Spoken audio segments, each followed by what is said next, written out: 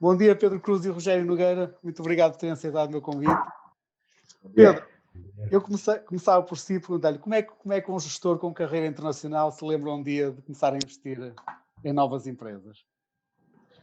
Bom, de facto, enfim, aquilo que eu sempre quis foi fazer este trabalho de criar empresas juntamente com outras pessoas, não é? Portanto, isto decorre de eu ser também parte do painel da Portugal Ventures, em que analisava nos painéis várias propostas de investimento e deparei-me com a proposta da WineGrid e que achei que de facto era uma oportunidade muito interessante. Foi nessa lógica e nessa apetência que eu também tenho pessoalmente por ligar-me a isto, que entramos nesta parceria, vamos dizer assim. Muito bem. Rogério, e como é que a WineGrid se lembra de se meter nas barricas? Foi porque não gostavas do sabor do vinho ou querias cheirá-lo de perto como o Obelix? Olá, antes de mais, Ricardo, Pedro. A WineGrid tem uma história que não começou com o vinho. Foi fundada por mim, pela Lúcia Bilro, que nós vínhamos do meio académico, tínhamos desenvolvido um conjunto de sensores aplicados a líquidos de uma forma geral e acabámos por, na altura, apostar em sensores para a água, tanto que a empresa originalmente era WaterGrid. E em determinado momento descobrimos que o vinho era melhor do que a água, curiosamente. É algo que viemos a descobrir mais tarde. E porquê? Porque era um mercado mais interessante, agora fora de brincadeiras, era um mercado mais interessante do ponto de vista de capacidade de decisão e porque tínhamos uma tecnologia, um produto que se aplicava mesmo bem toda esta área da digitalização, da produção de vinho, que é o nosso objetivo principal, e foi assim, chegámos ao WineGrid com essa vertente. Rogério, se quer, continuando um bocadinho, a WineGrid, o que é que faz de diferenciador? Nós temos um elemento diferenciador que é a parte tecnológica. E conseguimos digitalizar diversos processos da produção de vinho, desde que começa com a prensagem, onde a uva é esmagada e é convertida no sumo de uva, no processo de fermentação, onde nós temos temos sensores que desenvolvidos por nós, com tecnologia proprietária, que consegue digitalizar o processo de fermentação, e temos mais sensores mais à frente que digitaliza uma parte à frente onde o vinho, depois de fermentado, em muitos casos, vai estagiar em barricas de madeira. E nós temos também tecnologia para digitalizar esse processo. E acabamos por conseguir oferecer uma oferta integrada de digitalização desde a uva até a garrafa. Portanto, é essa a nossa matriz.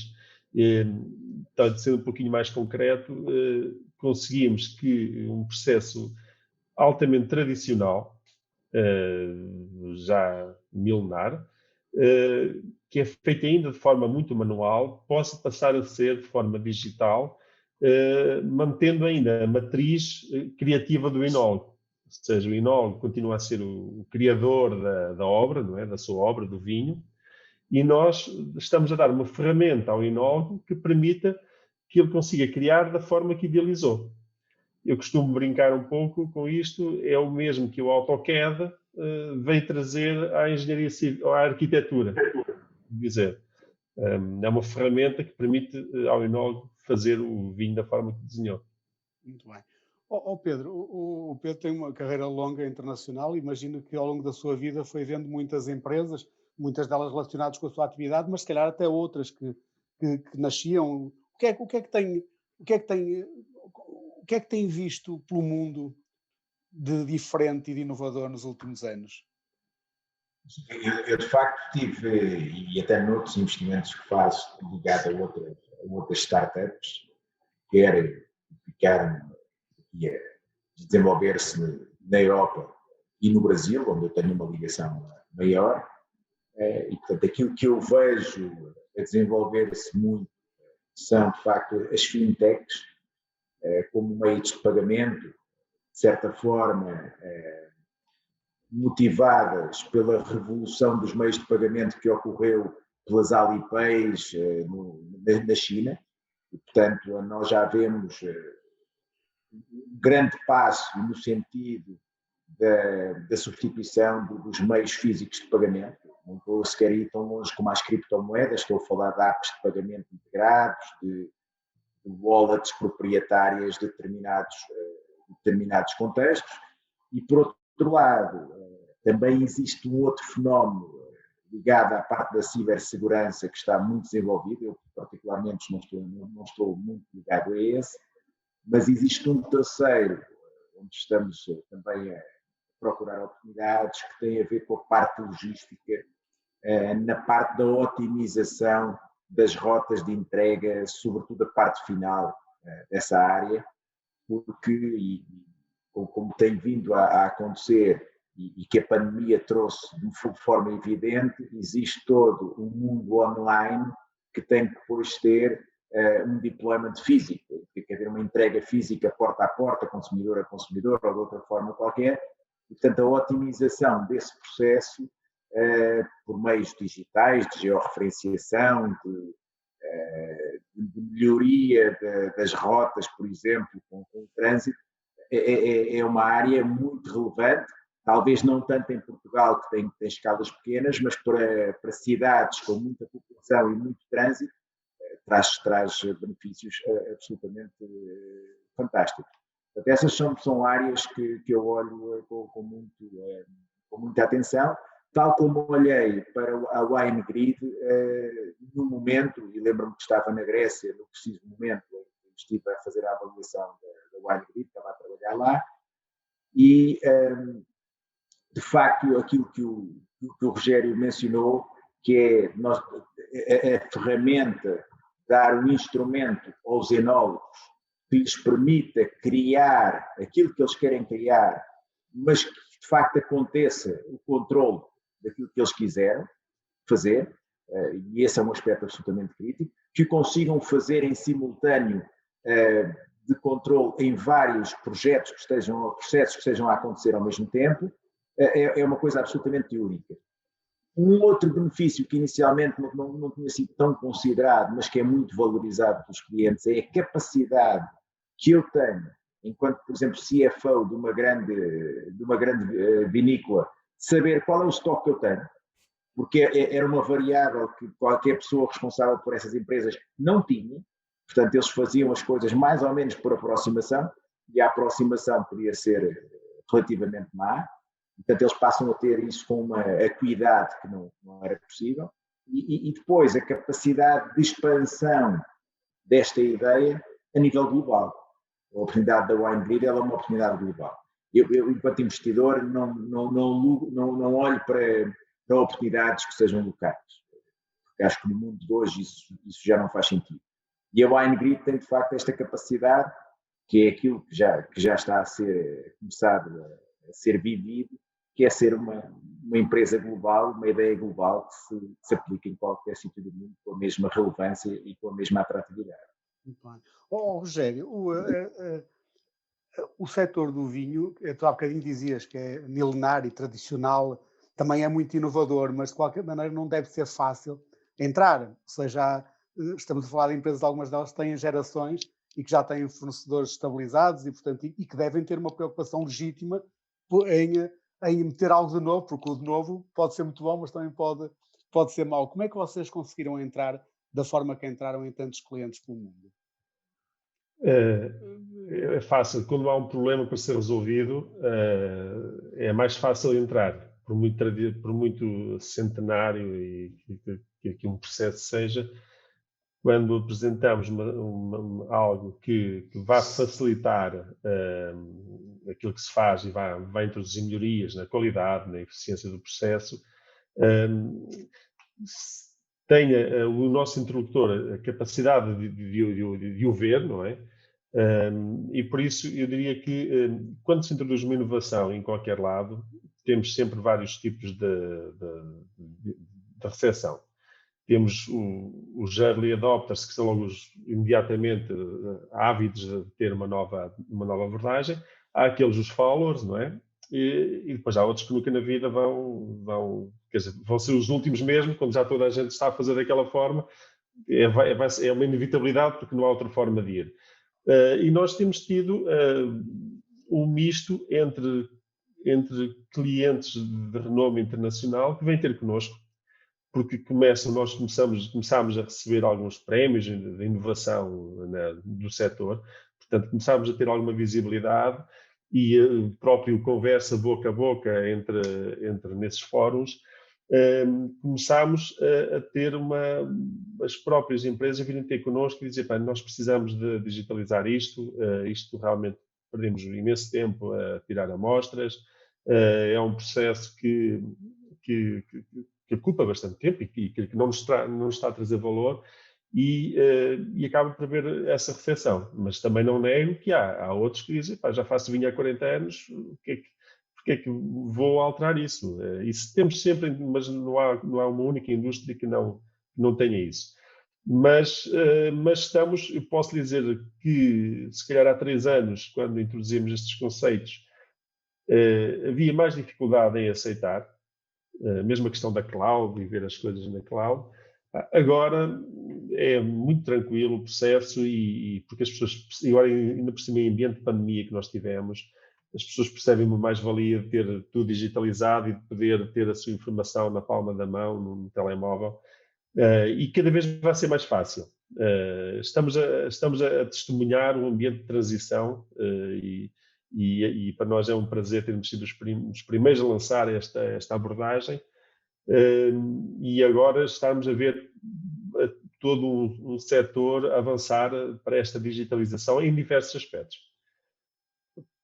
Muito bem.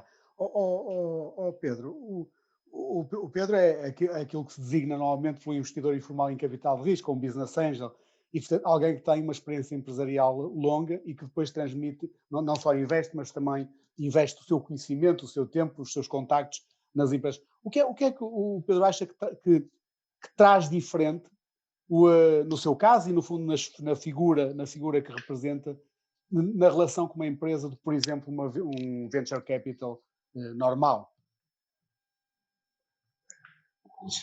Vai depender também muito dos venture capitals, que nem todos são semelhantes e, portanto, há muitos tipos de venture capital. Não é? Eu acho que aqui a grande vantagem é que, se for uma venture capital muito grande, a maior probabilidade é que a pessoa que vai estar a acompanhar a empresa possa ser uma pessoa muito júnior, sem grande experiência e muito mais focado no Excel para ver se as coisas estão a correr certas do que realmente a trazer inputs para o negócio, uma perspectiva de como é que o negócio pode crescer, como é que o negócio pode, do ponto de vista comercial, focar-se.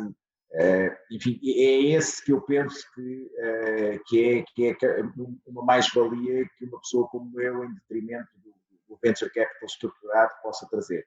Para além disso, os contactos, não é? Porque alguns dos contactos que eu felizmente tive a possibilidade de ajudar o Rogério e a equipa, em alguns mercados, a terem contactos para entrarem com mais facilidade. Uns casos tiveram sucesso, outros nem tanto, mas que de facto ajudaram a empresa rapidamente a ir para geografias onde provavelmente teria muito mais dificuldade de entrar.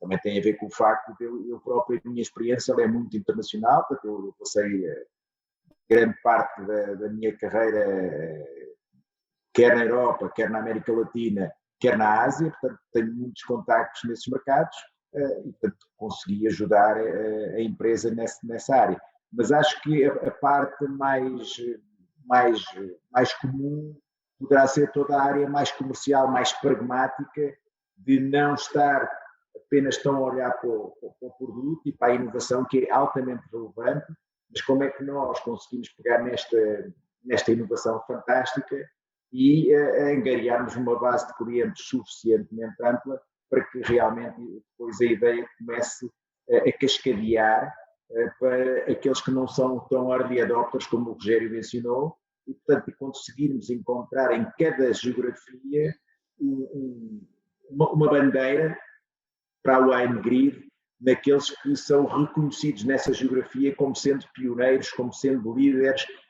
Nem sempre são os maiores dessa geografia, mas são aqueles que têm sempre as práticas mais avançadas no mercado e que os outros acabam, de certa forma, por seguir, como acontece em todas as indústrias. Aliás, nessa matéria não é diferente de outras indústrias. Muito bem. Rogério, eu estava um bocadinho a ouvir-te e a pensar numa coisa. Havia um meme que corria nesta altura, principalmente no confinamento, em que nós recebíamos memes tudo e mais alguma coisa. Um deles tinha muita piada, que era um portátil com uma pena que tinha uma torneira e saía vinho.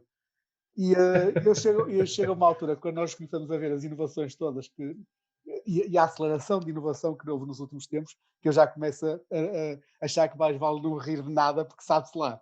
E a minha pergunta era, até onde é que achas que chega a questão da digitalização, por exemplo, naquilo que é a intervenção da WineGrid junto com os seus clientes? Até onde é que pode ir?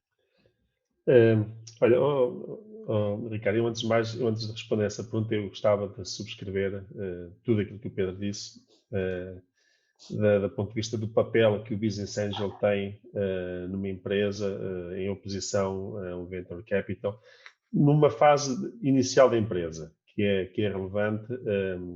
Eu, cada vez que falava com o Pedro, ele às vezes estava no Brasil, outras vezes em Bangladesh, já não sei quantos países é que apanhei o Pedro diferente, sempre que falava, mas o tipo de input que nós temos, e foi muito bem dito, é um input muito pragmático, muito down to earth, ao contrário de, às vezes, um input mais imberbe, de uma visão muito de Excel, que é necessário também ter, mas também é necessário ter este tipo de feedback, por isso subscrevo por inteiro esta visão, que é realmente, e nós estamos no Chile inteiramente devido a um contacto direto que o Pedro deu, estamos nos meios produtores do mundo graças a esse contacto. Portanto, só gostava de dar essa nota porque efetivamente é uma mais-valia para as empresas quando estão numa fase inicial, principalmente nesta fase de ter este tipo de apoio mais direto e pessoal.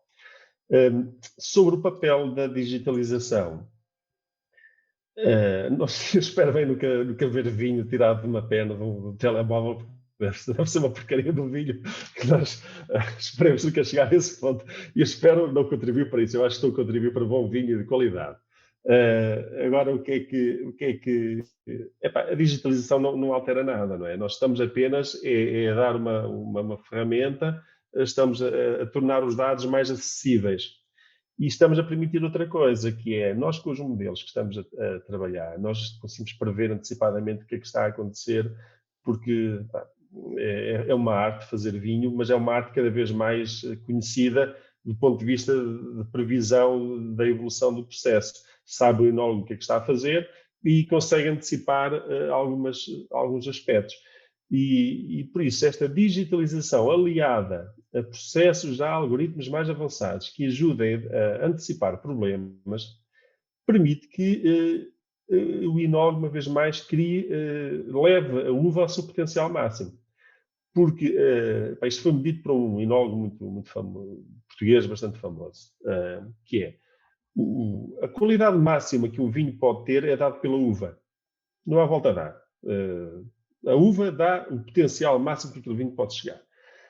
Agora, o processo que vai da uva até à garrafa de vinho é que é um processo que ou é muito bem feito e o vinho atinge todo o potencial que podia ter atingido, ou se não for bem feito, e é que distingue muitas vezes os processos e a qualidade, é um vinho que não vai atingir, pode ser estragado. A qualidade pode ser estragada porque não é suficientemente controlada e processada, porque há muitos processos individuais que têm que ser feitos. E ao digitalizarmos, ao darmos ferramentas de previsão e ao darmos modelos preditivos e alarmística, e às vezes alguma automação devidamente controlada pelo enólogo, conseguimos que o processo decorra de forma mais suave e sem sobressaltos, possível. Portanto, é essa a nossa grande contribuição, é ajudar a não, é sermos quase transparentes, é não interferir e ajudar que não haja nada a estragar esse processo. Eu acho que a Ingrid vai para a torneirazinha, mas na barrica. Não no computador. Exatamente. Sai logo diretamente com melhor qualidade. Pedro, isso. O Rogério e a Lúcia, os fundadores da Ingrid, são duas pessoas que vêm do meio científico e académico e, portanto, da universidade. Qual é hoje, naquilo que tem sido a evolução das universidades em Portugal, essencialmente em Portugal, qual é o papel das universidades no lançamento de inovações e novas empresas inovadoras e com capacidade de escalar a nível internacional?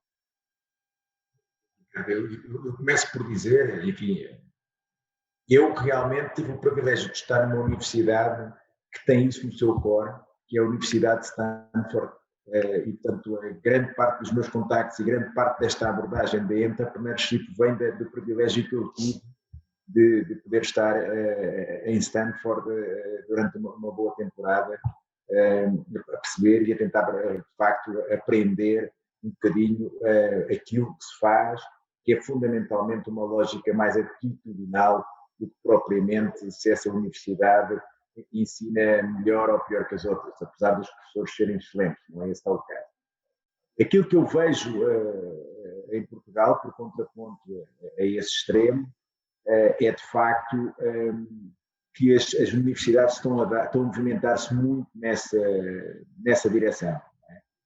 Por um lado, um passo grande que foi dado aqui pela Nova, em ligar-se ao mundo empresarial de uma forma muito evidente, e sendo uma universidade pública a fazer isso, é de facto altamente meritório por toda a equipa que o fez. Naturalmente, outras universidades, como a Universidade de Aveiro, sempre teve essa ligação na parte mais tecnológica e, portanto, ela já nasceu assim. Portanto, é uma evolução talvez mais lenta, mas que foi mais violenta no início. Foi mais bem feita no início. Portanto, tem essa capacidade. E basta ir aos edifícios onde a WineGrid está instalada ali em Aveiro, para ver, de facto, o privilégio que é, as condições que existem e que fazem com que as empresas também possam aprender com elas próprias.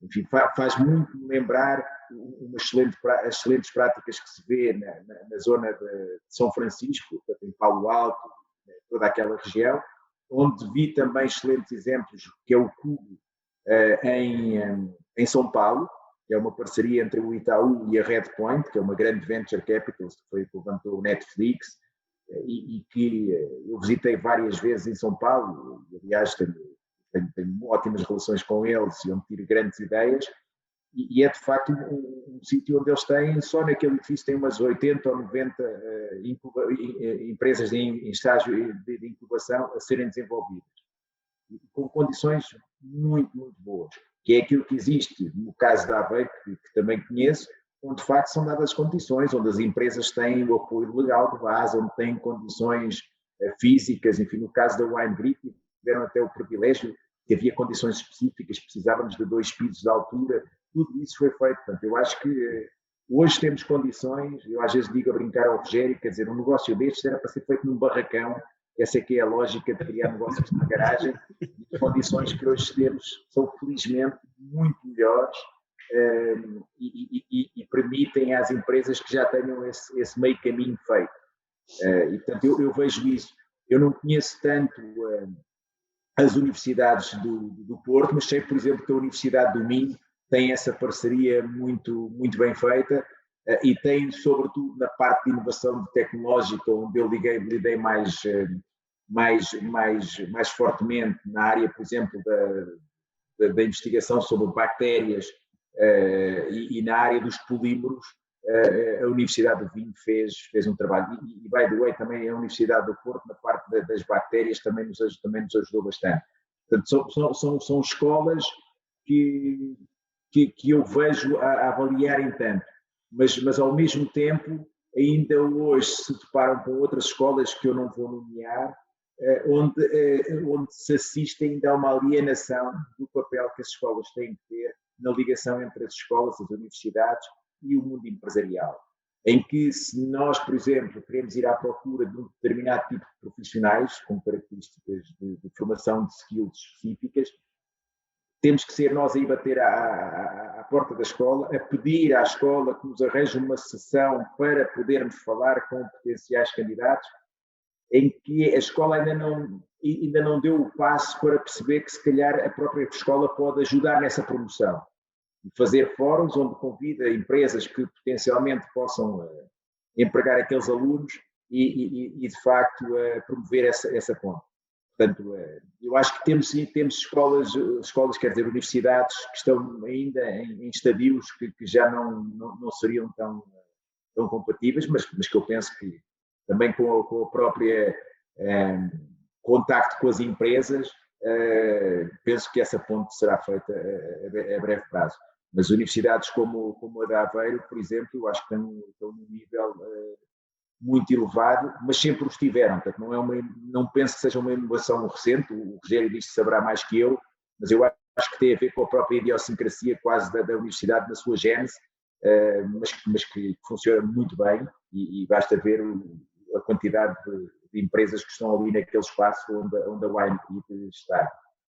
Rogério, também mas antes disto, o Pedro estava a dizer que vocês deviam estar num barracão, vocês de certa forma andam nos barracões, cheios de barricas, portanto não estão só no edifício todos a nota.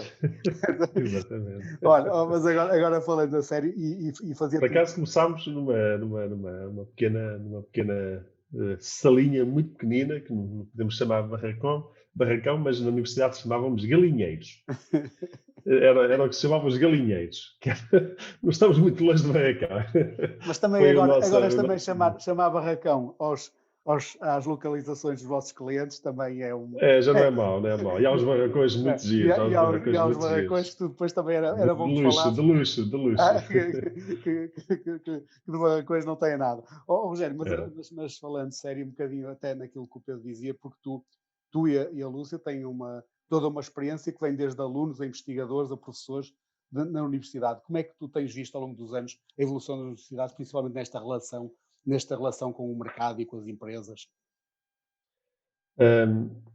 Eu também estive em empresa, tive alguns anos numa multinacional, portanto acabou por me dar uma visão também do que é de estar do lado da multinacional e também estar do lado da docência. Eu tenho visto que as universidades estão cada vez mais, e como disse o Pedro, mais a olhar para a sociedade, de uma forma geral. O meio académico é tendencialmente e historicamente um meio ainda muito cúpula, muito fechado, muito numa bolha, e ainda é em certos quadrantes, certos aspectos, mas a títulos individuais, mas a nível da universidade, a universidade começa cada vez mais a perceber a necessidade de fazer esta ligação, de reduzir o afastamento que havia entre universidades e a sociedade. Já não digo só a indústria, a sociedade de uma forma geral. No caso que eu conheço melhor, eu também estive à frente da parte de ciência e inovação e pude acompanhar de perto, e nós sentimos cada vez mais que as universidades e as autarquias e a sociedade em geral querem cada vez mais estar próximas e trabalhar em conjunto para criar valor. Portanto, é este trio entre mais o meio, mais a parte das autarquias, a parte das empresas e as universidades, se juntos se conversarem melhor, conseguem ir mais longe. E estamos a ver isso cada vez mais acontecer. O facto de haver parques tecnológicos, onde nós estamos instalados, estamos no Parque de Ciência e Inovação, mas existe também no Porto, na Maia, existe em Lisboa, uns mais organizados do que outros, mas começam a ver cada vez mais estes parques em que o objetivo é mesmo esse, é manter uma boa proximidade entre as empresas e as universidades. Não foi à sorte que este parque onde nós estamos está muito próximo da universidade, apesar de ser um parque que não é só da universidade, é também das autarquias, é da região, e por isso eu vejo cada vez mais esta aproximação, o que é muito positivo. Pedro, estamos a chegar ao final. Como é que vê o nosso futuro? Temos gente qualificada, temos boas universidades, temos boas empresas, temos futuro? Ricardo, eu sou otimista relativamente às empresas, relativamente às pessoas e relativamente à oportunidade. Nós temos hoje um mundo muito mais global e, portanto, não podemos desculpar-nos de estarmos em Portugal e de sermos periféricos ou o que seja, porque isso no mundo global não faz tanto sentido. Nós, geograficamente, estamos, de facto, num sítio magnífico. Estamos à beira da autoestrada, não é? Que o Atlântico. Estamos aqui mesmo, temos pelo menos uma paragem fantástica que é Sines. Portanto, nesse aspecto estamos muito bem posicionados. O que me parece a mim, e essa parte talvez eu seja menos otimista, é que, de facto, nós estamos aqui numa Europa que está já, enfim, numa decadência lenta há cerca de 100 anos e, portanto, nós estamos num mundo onde o espírito de iniciativa e a vontade de correr riscos, por essa razão, pelo estado social, pelo bem-estar que geramos, é menos natural. E, portanto, há menos pessoas a terem esse espírito de iniciativa e de assumir o risco porque têm menos necessidade. Foi isso que nós criamos. E, portanto, eu acho que se isso não continuar a surgir de uma forma constante, nós não temos um futuro tão risonho. E para isso nós temos que fazer uma coisa que por exemplo, eu conheci muito bem na Califórnia, é que o risco é uma coisa importantíssima, o falhar lá é uma coisa muito valorizada e, portanto, é uma coisa que nós temos que habituar a integrar. Eles valorizam muito o risco, aliás, os grandes venture capitalists em São Francisco não aceitam quem não tenha falhado, pelo menos uma vez, porque acham que quem não falhou tem um risco muito grande para eles. Claro que as pessoas têm que perceber porque é que falharam, e acho que nós temos que começar a assumir que o falhar é uma coisa positiva, desde que isso sirva para uma aprendizagem e para nos tornarmos mais resilientes numa próxima investida e numa próxima tentativa de fazer acontecer as coisas. Pedro Rogério, obrigado por esta excelente conversa. Espero que fiquem bem, que tenham muito sucesso e continuem a fazer crescer a WineGrid e outras boas empresas. Obrigado. Okay. Obrigado a nós pelo convite. Adeus.